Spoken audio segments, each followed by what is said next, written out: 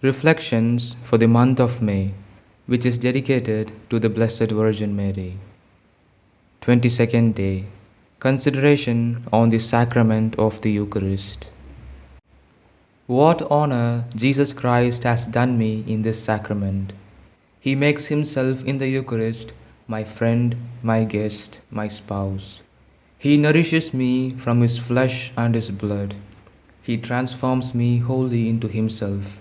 My bosom becomes more sacred than a church, altars, chalices, or consecrated vessels. My soul may then call itself a paradise, since the King of glory sojourns in it. But what dishonor do I show to Jesus in that sacrament? To address myself to my spouse with such coldness, to abandon him so soon, to thank him never, to shun meeting him in procession, to visit him never, I may almost say in churches, to laugh and jest in his presence in public, even when exposed upon the altars. Can one treat him with greater disrespect? Indeed, there may be greater, and perhaps I have committed it, by receiving him in a body unclean with sins, with a sacrilegious mouth like that of Judas, and in a soul as full of devils as in hell. What graces does Jesus Christ give me in the Eucharist? Graces against the passions to weaken them, against the devils to affright them, against the deceits of the world to wean me from them. This food of life fortified the martyrs, encouraged the virgins, and made the saints. I am then a fool if I take no care about these graces. Whence comes it that I find myself so weak in temptations, and that I never take a single step in the path of virtue? I say that I do not approach Jesus Christ through respect, and yet I have no difficulty in dishonoring him in his churches and before his altars. I say that I am not worthy to receive him. Why then not make myself worthy at once by a pure and spotless life? Example.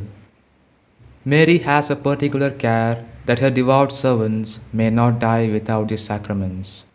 In Louvain, in the year 1621, there was a sick priest whose complaint, however, was not judged by the physicians to be dangerous, when he suddenly called his sister and ordered her to get the sacred viaticum sent him.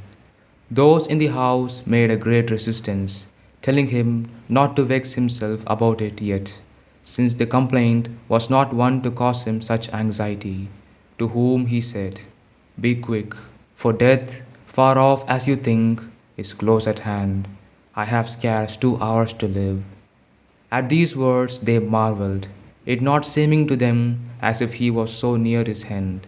They took it very leisurely, which the sick man took notice of and replied, "Be quick, I shall die as I have said, for the Virgin Mary has appeared to me and told me to hold myself ready to depart to paradise and to make my communion first."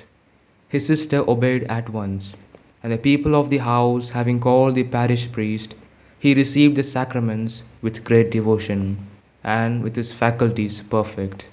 At the second hour, as the Virgin had told him, he died. Act of homage. If you cannot communicate this morning, at all the events make a spiritual communion in honor of the Most Holy Mary and in reparation for communions hitherto ill made. Ejaculation.